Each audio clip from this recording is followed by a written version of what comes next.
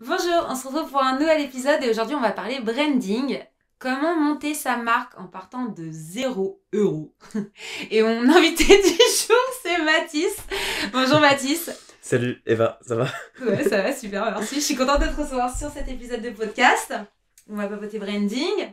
T'es un Avec habitué du plaisir. podcast du coup parce que c'est la deuxième fois que tu viens Et ici oui, c'est la parce qu'on deuxième fois que je avait viens chez toi. Et la dernière fois, c'est vrai qu'on avait parlé de tout ce qui était acquisition. l'acquisition, ouais, de par le dropshipping, on avait fait pas Exactement, mal tout à fait, tout à de fait, tout à choses. fait.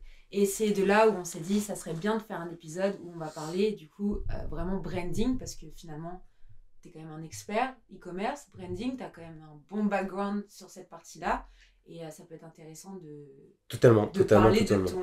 de ton histoire, de comment tu as créé ta marque. Quand je dis partant de 0 €, c'est toute marque, hein, quand tu l'as créée, tu l'as créée de A à Z finalement. Tout à fait. D'où le petit mot à clic, voilà, pour ceux qui nous regardent sur YouTube, voilà, si vous voulez apprendre à regarder, à créer une marque, eh bien, je pense que cet épisode-là va vous servir. Entièrement d'accord. Alors, on va parler Suck Up. Pour ceux qui nous regardent, c'est ça, c'est des petites chaussettes. Merveilleuses Attends, chaussettes. J'ai des cheveux, je suis désolée, c'est dégueulasse. On va parler du coup Suck Up, la marque C'est ça, Soak Up. que tu as créée il y a Un combien de temps? grand et long trajet. Ça fait près d'un an et demi qu'on travaille sur cette marque. Donc c'est une marque du coup qui est affiliée donc, à mon agence de communication, donc, qui est ZBrain Lab. Je vais pas la représenter une seconde fois. Oui. On avait fait des présentations dans le premier épisode. C'est ça. Je vais mettre le lien d'ailleurs du premier épisode où on avait parlé vraiment de dropshipping, de tout ce qui était acquisition client. Et là, le but, c'est vraiment de parler de la création d'une marque, tout ce qui est partie e-commerce, comment gérer aussi ses publicités, comment lancer une marque quand on part de zéro, de rien du tout, juste d'un produit finalement. C'est ça, exactement, d'un produit ou d'une idée. Et c'était surtout l'objectif avec SockUp, c'est que donc on s'est toujours posé la question pourquoi les gens portent tout le temps des chaussettes noires ou blancs avec aucune originalité. Pourtant, je sais que je suis quand même quelqu'un d'assez basique et on a vu que c'était des produits qui étaient assez tendance sur les réseaux sociaux, qui marchaient plutôt bien. Et en fait, de base, c'était un client à moi qui m'avait commandé cette boutique-là. Et au moment de l'avoir fini, donc on s'était occupé de tout le process. Et ben en fait, il en voulait plus, tout simplement. Et donc, on a essayé de racheter ce projet-là. Ok. Je connaissais même pas l'histoire, tu vois. Si. Et non, mais l'histoire est totalement dingue. Enfin, jamais je me serais dit, je vais vendre des chaussettes à 3,95 un jour, quoi, tu vois. Moi, j'étais plus sur des produits à 20, 30 euros. Jamais je me suis dit, je vais monter une boutique avec ça. Surtout quand t'es déclaré en France. Enfin, il faut vendre une sacrée paire de chaussettes une sacrée quantité de chaussettes pour vraiment être rentable, surtout. Et donc on a créé SockUp, donc qui a été un long trajet de galère, comme tu le sais. On a frôlé la banqueroute. Et à un moment, donc, on a décidé de tout remettre en cause, surtout notre stratégie au niveau autour de notre branding et autour de notre stratégie marketing. Okay. Puisque, comme l'a dit dans le premier podcast, moi j'ai commencé avec le dropshipping. Et je le rappelle, le dropshipping n'est pas un business, le dropshipping est un moyen de lever des fonds pour ensuite passer en marque. En marque, donc avec une vraie expérience client, c'est-à-dire livrer tes clients en 24-48 heures, ne pas leur vendre des produits de mauvaise qualité, ce genre de choses. Donc voilà. C'est deux marchés totalement différents et je suis contente que tu aies créé vraiment ta marque du coup, parce que SockUp, du coup d'ailleurs pourquoi SockUp c'était le nom de ce client-là ou c'est un nom que tu as trouvé? C'était le nom du client. Okay, c'est le nom du client.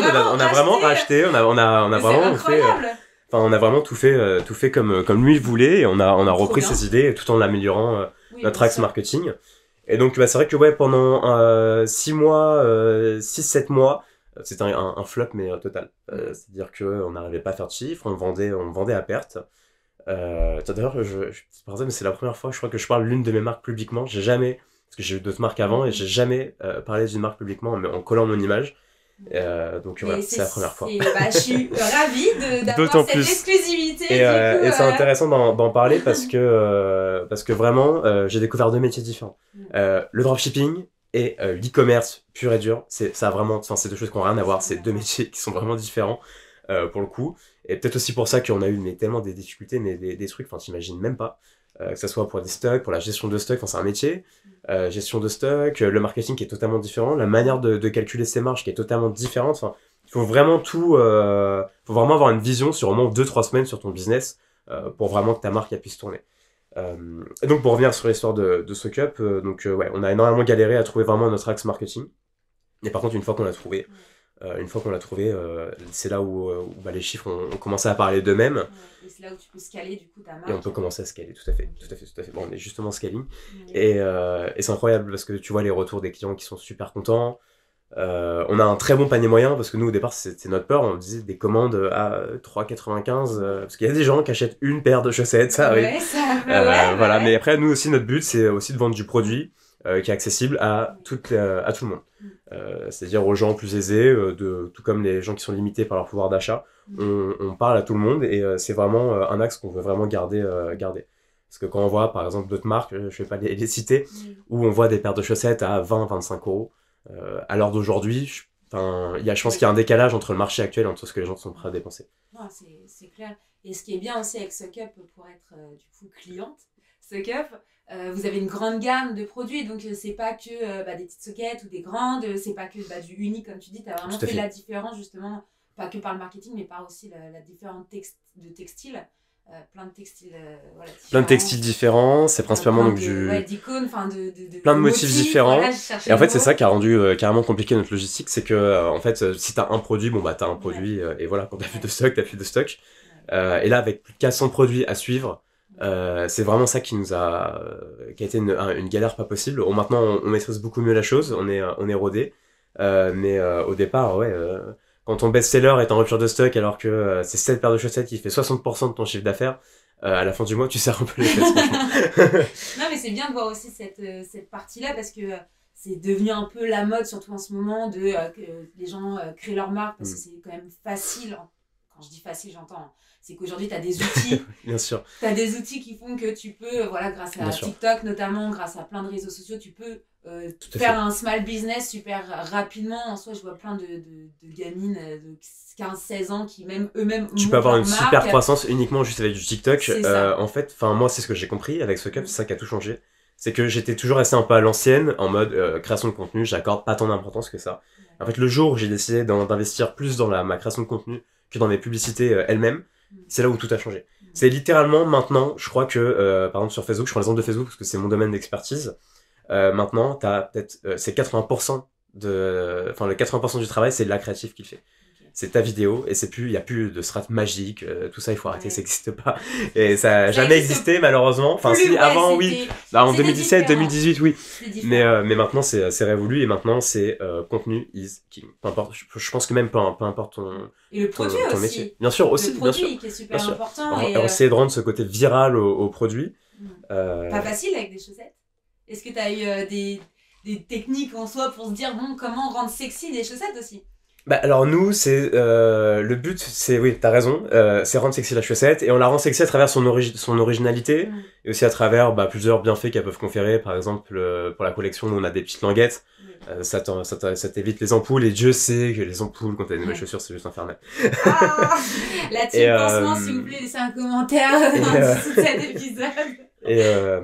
Et voilà, mais ouais, le plus compliqué vraiment à gérer quand on monte une marque et qu'on a autant de produits que nous on a, parce qu'on a plus de 400 paires différentes, c'était vraiment la logistique. Et on s'était dit à un moment, est-ce qu'on externalise la logistique ou pas? Et quand on voit les coûts que ça demande, on préfère largement internaliser et avoir notre propre entrepôt et avoir une petite équipe qui prépare toutes les commandes. On est bien plus rentable comme ça, et c'est beaucoup mieux. Parce qu'au moins on a vraiment la main sur toute la chaîne, que ce soit de la production à l'expédition. On a vraiment la main sur tout, et on peut réagir beaucoup plus vite que si on passait par des prestataires, tout simplement. Et donc après ces 6 mois de galère, parce que bon, comme tout le monde sait, quand tu montes une marque, faut de l'énergie. Ça peut marcher super bien, super rapidement, puis après c'est le flop total. Ça peut être... De toute façon, c'est la vie d'un entrepreneur, d'une marque, c'est comme ça. Exactement. Et quand t'as eu cette sensation de, en fait, ça marche pas, pourquoi t'as pas arrêté? Qu'est-ce qui a fait que tu t'es dit non, je continue? Je pars du principe, à partir du moment où on monte une boutique de dropshipping, qu'on l'a fait pendant une semaine et qu'on a lancé ses produits, et que ça marche pas, on passe à un autre produit. Mais là, quand ça fait plus d'1 an et demi que tu travailles sur cette marque-là, non, tu peux pas abandonner. T'es obligé, t'as fait tellement de travail, c'est ton bébé, donc, entre guillemets, donc t'es obligé d'y aller. Et voilà, je pense que les grandes choses prennent du temps aussi à se mettre en place. Et maintenant, tu vois, après 1 an et demi, on est enfin rentable depuis déjà plusieurs mois. On a une fidélité client qui est exceptionnelle. On a plus de 40% de personnes qui recommandent chez nous. Donc ça, j'ai jamais vu dans aucune marque. C'est que vraiment, on vend un produit de qualité Et ça fait vraiment plaisir de voir que les gens sont contents. J'approuve la qualité, je n'ai jamais eu de trou dans mes chaussettes Socap. Et qui sait, que Dieu sait, ma grand-mère le sait aussi, parce que quand j'habitais chez ma grand-mère, elle me disait toujours, mais Eva, comment tu fais pour tout le temps avoir des patates, vous savez, les grosses patates là au bout des... horrible. Et combien de paires de chaussettes j'ai jetées. Et franchement, Socap, c'est vraiment, ça fait 1 an que je les ai au pied. En vrai, pas les mêmes, je les lave quand même. On répond, je pense qu'on répond à cette vraie problématique de quand tu te lèves le matin et que tu vois que quand tu mets ta chaussette, elle est trouée. Tu dis, je vais m'en coucher. La journée commence trop mal. Et on a tous ces paires de chaussettes trouées, mais qu'on n'a jamais jetées dans notre dressing, tu vois. Tu dis, bon, vas-y, ça va, c'est un petit trou, et en fait, après, ça devient une grosse patate, et limite, ton doigt de pied sort. C'est horrible, c'est horrible. Pire sensation au monde. Ouais, cette sensation qui coupe ton son, là, au bout, parce que non, c'est dégueulasse. Et après, vraiment, ce qui a tout changé aussi au niveau Socap, c'est que, donc, on a fait rentrer un investisseur, qui est rentré dans notre boîte, et qui nous a aussi permis parce qu'on était vraiment, j'ai pas honte de le dire, parce que chez les entrepreneurs c'est tabou de dire quand ça va pas bien. Moi j'ai toujours dit quand ça allait bien et quand ça va pas, et qui a réussi vraiment aussi qui nous a apporté un réel accompagnement, qui nous a réellement aidé pour la mise en place de notre marque. Et pas que financièrement. Non, bien sûr, on a eu énormément de contacts. On est en contact pour rentrer dans plusieurs grands magasins. On rentre sur les marketplaces, on va là où nos concurrents sont pas, et on a des super contrats avec plein de marques. Et ça c'est génial. On commence aussi à se développer dans les petites boutiques. On a plus de 70 revendeurs. Donc les concurrents vont être très contents de regarder cette vidéo, pas mal d'informations. Informations oui et non, parce qu'en soi ça fait partie du jeu quand tu crées ta marque. Bien sûr. Et puis c'est 1 an et demi de travail derrière. Donc, puis l'idée c'est qu'après c'est de la grossir la marque. Bien sûr, tout à fait. Alors nous, et toujours étonnamment, il y a beaucoup de marques où pour eux l'objectif après c'est la revente à plusieurs dizaines de millions d'euros. Nous, pour le coup, c'est vraiment l'international. Enfin, déjà l'Europe, on va commencer par le commencement, l'Europe, et après vraiment s'internationaliser pour vraiment avoir une marque qui grossit. Une marque qui grossit, voilà, tout simplement. Tout simplement. Et voilà. Mais c'est vrai que, sincèrement, je crois que si je savais que monter une marque, c'était autant de galères, je crois que je l'aurais peut-être pas fait. Enfin, du moins, j'aurais peut-être pas la force de le refaire une deuxième fois, parce que c'est énormément de sacrifices, c'est des journées de 12-13 heures, enfin, tu vois même pas tes heures passer, tu comptes pas tes heures, tu rentres chez toi, tu dors et tu retravailles. Et voilà, mais à côté, enfin, quand tu fais tout toi-même, quand tu vois enfin que maintenant ça fonctionne, ouais, t'es content. Et moi personnellement, j'ai jamais autant appris que cette année 2022, où j'ai galéré, mais par contre, ouais, j'ai jamais autant appris de toute ma vie, que ce soit sur moi-même personnellement et professionnellement. Genre, j'ai peut-être pris 10 ans d'expérience dans la tronche en moins d'1 an, tu vois. En plus, t'avais pas d'expérience, t'as jamais fait de vente dans des magasins, t'as jamais été vendeur, t'as jamais du coup su ce côté manutention, maintenance. C'est vraiment des métiers mais qui n'ont rien à voir. Mais c'est bien, du coup t'as appris sur le tas. Totalement. Et jamais, tu vois, je me serais dit, pourtant ça peut paraître logique pour certaines personnes, parce que t'en as qui vendent que sur les marketplaces par exemple. Jamais je me serais dit, tiens, je vais m'intéresser au marketplace. Et Dieu sait qu'il n'y a pas qu'Amazon, enfin maintenant toutes les grandes marques sont sur les proposent de vendre leurs produits sur les marketplaces. Ouais, je le vois beaucoup. Et ça, c'est du trafic quasiment gratuit, donc c'est des ventes gratuites. Non, mais c'est clair. Et d'ailleurs, ça m'avait étonné, j'avais fait une commande chez la Galerie Lafayette, je crois que ça m'avait parlé. Et genre, je reçois. Très grand, énorme marketplace. Ouais, et je reçois 3 colis différents. Je me dis, c'est quoi le délire? Et en fait, je m'étais pas rendu compte, mais j'avais acheté à un gars qui vendait à X endroit et qui m'a envoyé mon colis, mais en fait, il est passé par ça et j'ai fait oulala. Comme par exemple, Kiabi, c'est une énorme marketplace. T'as Kiabi, t'as Lafayette, la Redoute qui fait un carton. T'as Leclerc qui a lancé sa marketplace en 2021. Elle est dans le top 20 des marketplaces en moins d'1 an. Enfin, c'est du délire. C'est juste délire. Quand je repense quand même, parce que bon, là on est en 2023, je me vois encore avec ma mère plus petite à commander sur le fameux catalogue La Redoute, à sélectionner, à remplir. Iconique. Qui n'a pas connu le catalogue de La Redoute? C'est iconique. Remplir une fiche, elle était là, tu veux quoi pour ta rentrée? Tu sais, t'avais toujours tes nouveaux vêtements pour la rentrée, parce que c'était la rentrée, donc t'achetais des nouveaux vêtements d'automne et tout, et t'avais ce truc de remplir liste avec les références. Et quand je vois en 20 ans, parce que c'est pas si vieux que ça, en 20 ans. La différence, tu dis, ah ouais, tu vois, il y a 20 ans, je devais prendre un putain de catalogue et m'emmerder à mettre les références, et aujourd'hui, tu fais. Et moi, je suis sûr qu'il y aurait quelque chose vraiment à faire avec les catalogues, de réinventer le catalogue, mais le catalogue connecté, pas que t'as dans ta boîte mail, mais que tu reçois réellement dans ta boîte aux lettres, et essayer de faire, je sais pas, quelque chose, mais je suis sûr qu'il y a, dommage qu'il n'y ait pas eu, je sais pas, une petite amélioration à ce niveau-là. Je suis sûr que tu vas vendre des petits codes barres, tu scannes, il suffit juste de payer et t'es livré, ou ce genre de choses-là. Parce qu'il y a quand même bonne partie, enfin, encore une bonne partie de la population qui adore recevoir ces petits catalogues. Ça se perd quand même, hein, parce que là, oui, ça se perd, bien évidemment que ça se perd. Au niveau écologique, là, par exemple, la grosse campagne du moment, entre guillemets, Leclerc, c'est de Leclerc, où ils te disent, non, nous on a fait le choix de vous mettre votre catalogue dans votre application mobile. Ouais. Ça reste quand même, oui, tu digitalises la chose, mais ouais, je suis d'accord avec ce truc de... Mais il faut avoir cette idée d'y aller, tandis que quand elle est dans ta boîte aux lettres, au moins tu y vas. Okay, ouais. Mais bon. Ça peut emmerder des fois d'avoir trop de publicité aussi. Là, je vois des fois, j'en reçois encore. Alors que je ne dirai rien, c'est mon métier. Je ne dirai rien. Non, mais c'est cool. Donc, ça a été, on va dire, ton parcours de 1 an et demi là, avec Setup. Ouais, qui a été fastidieux. Fastidieux, mais au moins, tu t'es accroché. Et ça, c'est incroyable. Il faut. Je pense que quand on veut vraiment monter une marque, quand on veut vraiment faire de grandes choses et qu'on a de grandes ambitions avec sa marque, il faut laisser le temps au temps. C'est toujours la phrase que je dis, laissons le temps au temps, parce qu'on on veut toujours avoir tout, on est toujours super impatient. Et moi, par exemple, ma marque m'a appris qu'en fait... Patience et persévérance. Et on arrive toujours à faire quelque chose. À force d'être patient, à force de persévérer, on arrive toujours à notre finalité. Et voilà, objectif 1 atteint, maintenant, objectif 2, on attaque l'Europe et scaling. Je sais pas si t'as entendu parler de cette fameuse Lady Miller. C'est-à-dire que si tu passes 10 000 heures sur quelque chose, tu seras un expert. Oui, ouais, je vois. J'ai entendu ça il y a pas longtemps. Alors, et ça m'a fait... Moi, personnellement, j'ai toujours eu un très gros problème avec le mot expert, parce que je pars du principe où moi, personnellement, je suis un passionné. Je suis un passionné, et à l'époque, je me vendais comme un petit gamin qui a réussi à faire de l'argent en e-commerce, en dropshipping, mais je suis pas expert en quoi que ce soit. Et je trouve que le mot expert, pour moi, il me dégoûte. Je suis pas expert, j'ai juste mon histoire, et voilà, j'ai une marque, mais je suis pas expert en quoi que ce soit. T'as tes compétences. Exactement. Et c'est vrai qu'en plus, tu peux être expert, mais tu peux tellement toujours apprendre. C'est tellement large. Tout le monde peut se prétendre d'être expert, en fait. Bah oui, surtout si ça fait 10 000 heures que tu fais... c'est comme si que là, je sais pas, je disais, je suis experte du podcast, parce que ça y est, ça fait 1 an, et du coup, ça y est, j'ai fait... je suis combien d'épisodes 62e, c'est ça? Là, c'est l'épisode 62 ou 63. 62e, il y a du chemin parcouru, Ouais, il y a du chemin parcouru. Mais pour autant, je suis pas expert podcast, tu vois, j'ai encore un problème de gestion, de réglage de mes caméras. Le micro, ça va plutôt bien, il y a eu quelques petits délires, là, il y a quelques semaines, mais ouais, non, c'est... ouais. Après, c'est ce qu'on dit, mais moi je suis d'accord avec toi qu'il n'y a pas forcément d'expertise parce que, en plus, on est dans une génération où tout change tout le temps. Tout change tout le temps. C'est hallucinant. Là, je vois même les petites meufs là, qui font coach Instagram. Je suis experte Instagram, mais Instagram ça change tellement tous les jours que tu peux pas être experte à 100%. Tu vois. Ouais, je sais pas, moi le mot expert, non. Je pense qu'avant tout, quand on vend par exemple des produits digitaux, des formations, du consulting, on vend son histoire, on vend ses échecs, on vend sa réussite, on vend ses compétences. Est-ce qu'on peut dire au point d'être expert? Non, je pense pas. Non, je pense pas.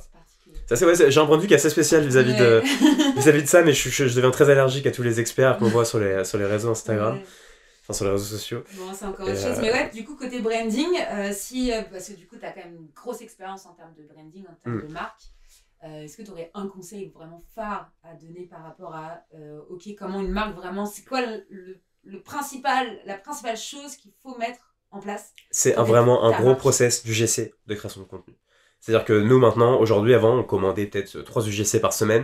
Donc, c'est-à-dire qu'on testait que 3 vidéos par semaine. Nous, maintenant, on en reçoit à peu près 50 par semaine. On reçoit 50 vidéos. Les 3 quarts vont pas marcher. Mais sur les 3 quarts, il suffit juste de 5-6 vidéos qui marchent. Et là, c'est jackpot pendant 2 semaines. Et en fait, maintenant, t'es obligé d'avoir une récurrence au niveau de ta création de contenu. Parce que maintenant, le contenu, que tu mets en paye média, il s'essouffle tellement vite. Parce que les gens n'aiment pas revoir la même vidéo, les gens sont dans une consommation de contenu où, si tu veux, ils peuvent pas rester concentrés plus de 2 minutes sur une vidéo. Merci TikTok, merci Instagram. C'est des faits, et les gens consomment très rapidement. Et en fait, de ce fait, tes vidéos s'épuisent aussi très rapidement. Et donc, en fait, tu dois avoir une ligne de production de contenu qui est carré et super strict. Moi, c'est vraiment le conseil que je donnerais, et nous, c'est vraiment tout ce qui a changé. Donc, conseil UGC, pour ceux qui savent pas c'est quoi UGC, c'est Utilisateur Generator Content. C'est ça, User Generator Content. J'ai utilisateur et j'ai fait un mix franco-anglais. Donc, c'est le fait que ce soit des utilisateurs, vraiment, des users qui vont des gens comme toi et moi qui font tes vidéos. Qui font générer du contenu, que ce soit de la photo, de la vidéo. Là, entre autres, c'est la vidéo qui prime. La publicité pure et dure, c'est terminé. Non. Non. D'ailleurs, j'ai vu là, il y a pas longtemps, il y a le Petit Marseillais qui avait lancé une grosse campagne sur TikTok. En gros, faites vos vidéos avec votre gel douche. Et puis celui-là qui aura le plus de vues, il sera payé directement par le Petit Marseillais. Tout à fait. Eux, ils réutilisent en fait totalement tout ce contenu-là. Après, tu peux l'utiliser à foison parce que pour du coup, pubs, les personnes ont accepté d'utiliser les datas, d'utiliser le visage, d'utiliser les vidéos. Donc même si les vidéos elles sont pourries et qu'elles ont fait que 1000 vues. Mais c'est vrai que la marketplace de TikTok pour les créateurs, elle est géniale. Après, t'as aussi le TikTok, je sais plus comment ça s'appelle, TikTok inspiration, ce genre de choses où tu vois toutes les top pubs qui marchent et tu peux t'en inspirer. Moi, j'utilise un outil, petit tips, j'utilise un outil qui est incroyable, qui est Meet Adbox, qui en fait tous les mois recense 500 vidéos, donc 500 publicités Facebook, Instagram et TikTok. De tous les TikTok qui ont le mieux marché, triés par niche, etc. Okay. Ce qui fait qu'il y a juste à reprendre les hooks, juste à reprendre les idées et les adapter à ta marque. Et ça facilite grandement le contenu. On a aussi l'intelligence artificielle maintenant où tu peux faire des briefs littéralement en l'espace de 2 secondes. Ça, c'est vraiment un énorme petit code en 2 secondes où t'as juste à donner ensuite à ta créatrice et voilà. Ça prend littéralement 2 minutes. C'est super. C'est pour ça qu'aujourd'hui, on a vraiment tellement d'outils. Donc, si vous hésitez encore à lancer votre marque, je dirais, n'hésitez plus parce qu'on a accrochez-vous quand même. Accrochez-vous, on vous prévient, c'est dur, ça peut être... Voilà, mais ça vaut vraiment le coup. Ça vaut vraiment coup. Donc là, t'es content? Je suis à fond. On adore. Je suis à fond. Bon, en tout cas, si vous ne connaissez pas Suckup, moi je vous invite à aller découvrir le site internet suckup.fr. Allez aussi sur les réseaux sociaux. Si vous voulez faire du UGC, n'hésitez pas à envoyer une candidature directement. On recherche des gens, donc n'hésitez pas. Sur MySuckup, sur Insta ou sur TikTok. N'hésitez pas. En tout cas, je trouve que c'est une belle expérience pour les personnes qui se lancent dans l'UGC. Comme pour les marques, pour avoir peut-être des ambassadrices par la suite, des ambassadeurs. Totalement. C'est pas que des filles qui portent des chaussettes, c'est multisexe. Aussi des hommes, bien sûr. Aussi des hommes. Et je vous invite à découvrir la marque parce que c'est cool. Merci à toi, Eva. Merci beaucoup. Merci pour tous ces conseils et ciao tout le monde.